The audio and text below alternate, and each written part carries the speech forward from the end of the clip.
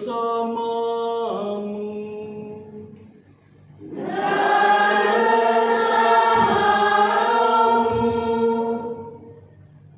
Bapak Ibu, saudara-saudari yang terkasih, 2 hari telah berlalu,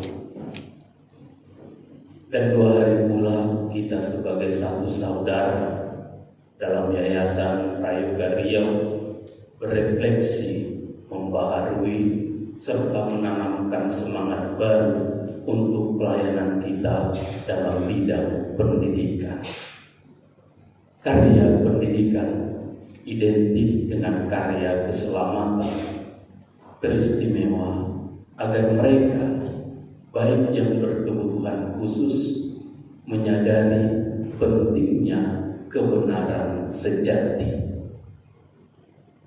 Semoga pertemuan kita 2 hari ini yang kita akhiri dalam ibadat kudus ini, yakni Ekaristi, sebagai ibadat yang paling agung yang dimiliki oleh Katolik, kita mohon agar perjalanan pulang ke tempat masing-masing, bertemu dengan keluarga, senantiasa dilindungi oleh berkat Allah yang Maha Kuasa.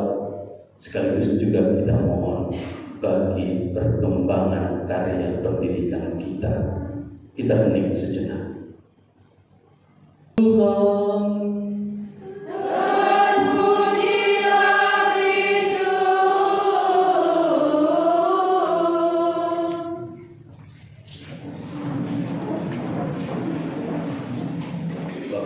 saudara-saudari yang terkasih,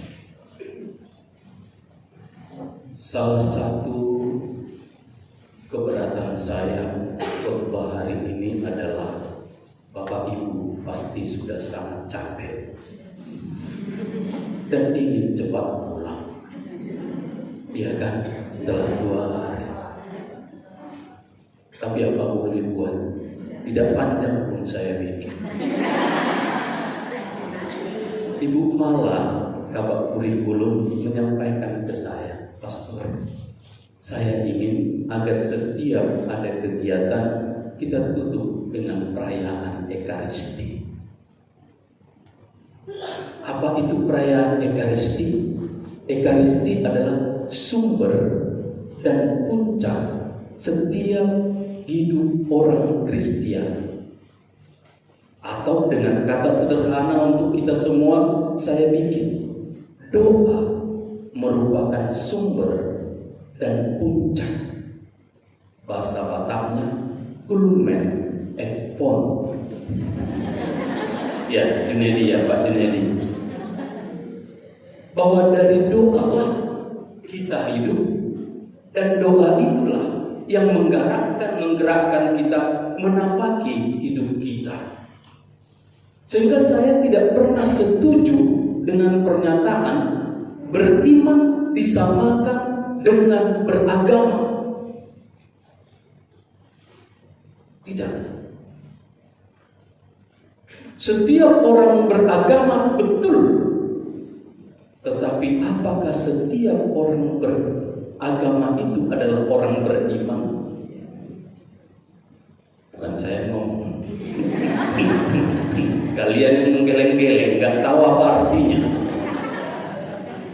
Tapi memang betul bahwa beriman itu hanya identik ketika saya berani menyerahkan hidup saya dalam penyelenggaraan ilahi. Bahasa Bataknya nyebut Providensia Dei. Bahwa ketika saya beriman, maka pada saat itulah saya sadar hidup saya diatur oleh Allah, dibimbing oleh Allah. Sehingga benar, dan beberapa kali saya katakan, jangan pernah merasa dengan imanmu hidupmu akan sia-sia. Tidak. Iman itu tidak pernah membentuk kita menjadi orang yang keras kepala. Iman itu tidak pernah membuat kita menjadi orang yang sombong. Iman itu tidak pernah membuat kita menjadi orang yang emosional. Iman itu tidak pernah membuat kita untuk hidup malas-malasan. Iman akan menuntun kita kepada kerendahan hati, syukur, dan rajin untuk memperjuangkan kebaikan-kebaikan. Dalam perjanjian lama, sudah lama mengenal tentang agama Bapak Ibu. Agama monoteisme lahir pada zaman siapa? Yehuda, Musa, Abraham. Sudah ada aturan-aturan. Tetapi beriman yang sungguh kita temui dalam peristiwa apa? Agama mengajarkan mata ganti mata, ada. Agama mengajarkan gigi ganti gigi, ada. Tetapi ada seseorang yang mengatakan, Hamna, ayo. Kalau orang mengatakan berbuat baiklah kepada orang yang baik kepadamu, itu sudah wajib. Dan Yesus mengatakan yang tidak beragama pun berbuat yang sama. Tetapi kalian, ayo, kasihilah musuhmu dan berdoalah bagi mereka yang menganiaya kamu. Benar. Ketika orang lain mengatakan mata ganti mata, gigi ganti gigi, orang yang ini mengatakan, ayo, kalau ditampar pipi kirimu, berikan juga pipi. Sederhana, supaya kalau bengkak enggak sebelah. Nanti dikira orang tukul. Tahu kalian tukul? Sakit gigi kan? Berikan, kalau ditampar kiri, berikan kanan supaya imbang. Sudah enak hidupmu ya sekarang ya, sudah gemuk. Bukan dengan perkataan lain, dendam akan menimbulkan dendam. Bohong akan melahirkan bohong. Tetapi bagi orang beriman harus berani, ayo rangkul musuhmu. Jangan hanya beramah terhadap orang yang sealiran denganmu. Hanya dengan cara itulah, ketika kalian berani mengasihi orang yang membenci, ketika kalian berani memberikan hidupmu untuk merawat orang-orang yang berkebutuhan khusus. Saya coba olah dalam kaitan ini untuk kita. Bahwa Yesus pernah mengatakan, kasihilah Tuhan Allahmu dan kasihilah sesama. Tidak mungkin kita mengasihi Allah tanpa mengasihi tetapi kasihilah sesamamu seperti diri. Jelas bahwa tidak mungkin kita mengasihi anak yang berkebutuhan khusus kalau tidak kita anggap dia diri kita. Saya logikanya sesederhana itu. Bukan lagi bertanya, apa yang artinya mengasihi dia? Sederhana. Kalau mau mengasihi mereka, anggap mereka dirimu, maka akan kita buat yang terbaik dalam pelayanan mereka. Kemudian Yesus mengatakan, hanya dengan cara inilah Bapak Ibu, kalian menjadi sempurna. Kemudian, sudah bosan ya? Pasti sudah. Tidak, saya mau mengkritik yang kemarin, sebenarnya mengkritik secara lembut. Dalam bagian awal ibadat, Pak Handoko mengatakan tentang forgiveness, mengampuni. Bahwa mengampuni tidak sama dengan forget, iya kan? Gimana?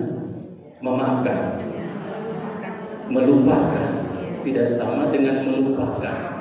Memaafkan tidak sama dengan apalah, karena saya harus sedikit-sedikit. Tetapi kadang ada saya berpikir, jangan-jangan kami hanya untuk membela diri. Saya memaafkan, tapi harus bayar hutang. Itu yang mau saya katakan sebenarnya. Kalau itu berbicara tentang maaf manusia, Tetapi kita berbicara bukan maaf manusia. Memaafkan itu bersifat ilahi. Ketika Yesus digantung di kayu salib, dia kata, Bapa, ampunilah mereka, sebab mereka tidak tahu apa yang mereka berbuat. Mereka tidak tahu. Bapa, ampunilah mereka, tetapi ingat, darah dan tidak. Tidak. Begitu juga dalam seorang bapak yang baik. Sudah habis sekian hartanya, dikatakan menghabisnya itu dengan cara yang tidak benar. Berjudi, main apa lagi? Kalian bilang. Itulah kan dengan cara. Tetapi ketika dia pulang, apa yang dilakukan bapaknya? Oke, saya maafkan kau, tapi ganti yang sudah kau habiskan. Ada dibilang gitu? Tidak. Dalam arti kita ingin membentuk Bapak Ibu menjadi orang yang memaafkan. Dan memaafkan itu bukanlah menutup mata terhadap kesalahan, tetapi orang yang memaafkan itu berani memberikan kesempatan baru. Ayo, ambil jubah, ambil cincin, kenakan pada anak yang sudah berpoya-poya itu. Itulah pengampunan. Tanpa itu nggak mungkin kita Bapak Ibu. Yesus tadi mengatakan, ayo kasihilah musuhmu, katanya. Oh, sehingga nggak jarang kan di TK mana itu, tapi bukan TK kita. Gurunya 1 tahun nggak cakapan. Bukan di TK kita. Hah? Iya. Kan ada guru di SD, entah SD, tapi bukan SD kita. Karena SD kita nggak ada ya. Yang ada itu SD Santa Teresia, Santa Maria, Sarangil. Tuhan memberkati Bapak Ibu dalam pelayanan. Kita berdiri, kita panjatkan doa.